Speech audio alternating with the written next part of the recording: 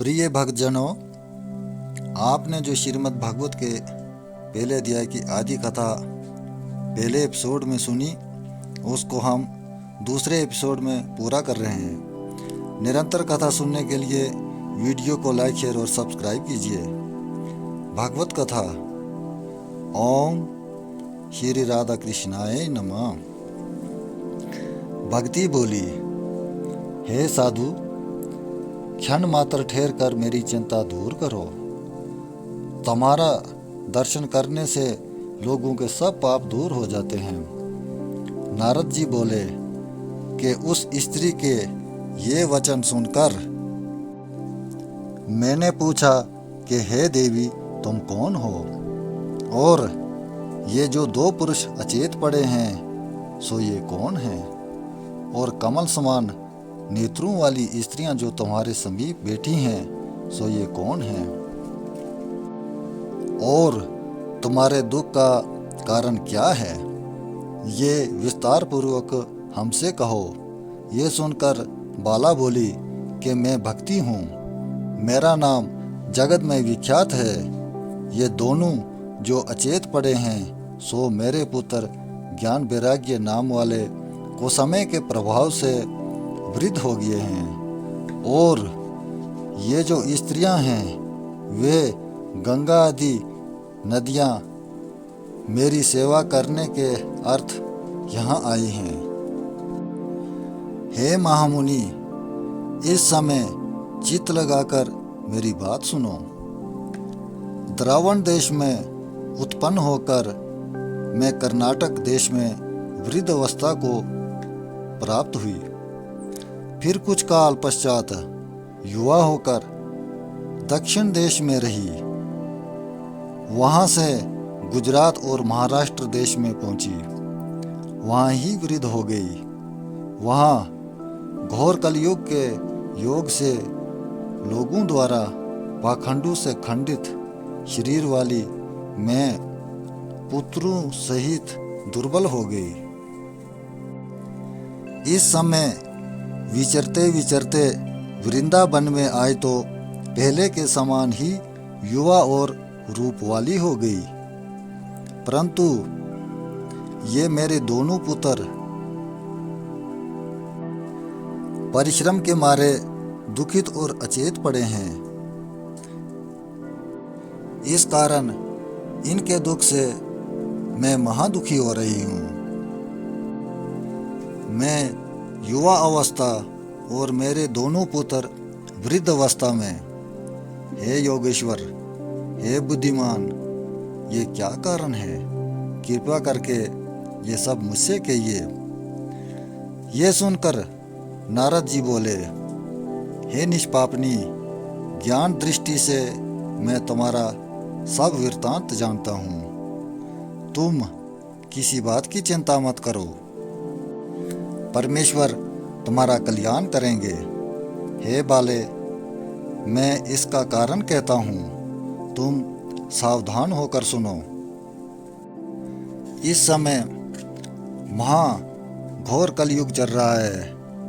इस कारण सदाचार, योग, मार्ग और तप सब लोप हो गए हैं।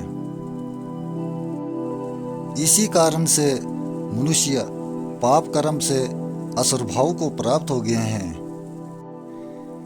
इस कलयुग में साधुजन क्लेश पाते हैं और असाधुजन प्रसन्न रहते हैं।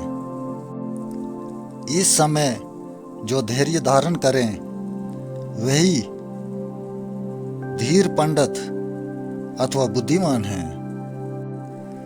इस कलयुग में कोई भी मनुष्य ना तो तुमको देखता है और ना तुम्हारे पुत्रों की ओर। सब लोग पुत्र, स्त्री और धन आदि में अंधे हो रहे हैं और तुम्हारा आदर नहीं करते। इसी कारण तुम्हारी ये जर्जर अवस्था हो गई। वृंदावन के संयोग के कारण अब फिर से तुम नवीन तरुण हो गई हो। ये वृंदावन धन्य है कि जहाँ भक्ति सदा आनंद पूर्वक नृत्य करती रहती है। इस वृंदावन में तुम्हारे ये दोनों पुत्र ज्ञान और वैराग्य अपने ग्राहकों के न होने के कारण वृद्धावस्था को त्याग नहीं करेंगे। यद्यपि इनकी वृद्धावस्था यहाँ निवृत्त नहीं होती है, तथापि दूसरे स्थान की अपेक्षा ये यहाँ बहुत स्वस्थ रहेंगे। दूसरे स्थान में तो इनको निद्रा भी नहीं आती थी, परंतु यहाँ आने से ये शांतिपूर्वक नेत्र बंद करके सोते हैं। नारद मुनि के ये वचन सुनकर भक्ति बोली कि हे नारद जी, इस अपावन कलयुग को राजा परीक्षित ने क्यों स्थापित किया तथा परम दयालु श्री हरि इस अधर्म कलयुग को कैसे देख सकते हैं? कृपा करके मेरा ये संदेह दूर कीजिए। नारद जी बोले, हे बाले, जो तुमने पूछा वो मैं तुमसे कहता हूँ। जिस दिन से श्री कृष्णचंद्र भगवान इस पृथ्वी को छोड़कर निज धाम को चले गए, उसी दिन से संपूर्ण साधनों का बाधक ये कलयुग इस संसार में आया। दिग्विजय के समय राजा परीक्षित ने कलयुग को मारना चाहा, तब कलयुग परीक्षित की शरण में चला गया। तब राजा परीक्षित ने इसको अपना शरणागत जानकर छोड़ दिया। ये कलयुग नाना प्रकार के अवगुणों का धाम है, परंतु एक गुण इसमें उत्तम है कि जिससे राजा परीक्षित ने इसको अपराधी जानकर भी छोड़ दिया। वो गुण ये है कि दूसरे युगों में तप योग समाधि द्वारा भी जो फल प्राप्त होना दुर्लभ हो जाता था, वो फल इस कलयुग में भगवान का नाम भक्ति पूर्वक लेने से ही भली भांति प्राप्त हो जाता है, जिसमें केवल भक्ति ही साधन है और ज्ञान वैराग्य जिसमें नीरस हैं। इस अवगुण युक्त कलयुग में केवल एक शुभ गुण देकर राजा परीक्षित ने कलयुगी जीवों के कल्याण के निमित्त इसको स्थापित रखा है, परंतु कलयुग वासियों से यह साधारण कर्म भी नहीं हो सकता है। इस कारण कलयुग ने सबका कर्म और धर्म भ्रष्ट कर दिया है। अति कुकर्मी, नास्तिक, नरक अधिकारी लोग कपट वेश धारण कर तीर्थों में वास करने लगे। इस कारण तीर्थों का सार जाता रहा तथा जिनके चित्त काम, क्रोध, लोभ व मोह में व्याकुल हो रहे हैं, ऐसे लोग झूठा तप करने लगे।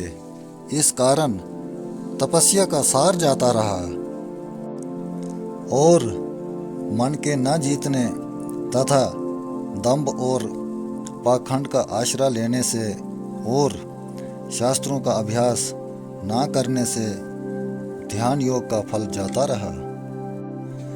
पंडितों की ये दिशा है कि संतान उत्पन्न करने में तो वे निपुण हैं, पर मुक्ति साधन में मूर्ख हैं।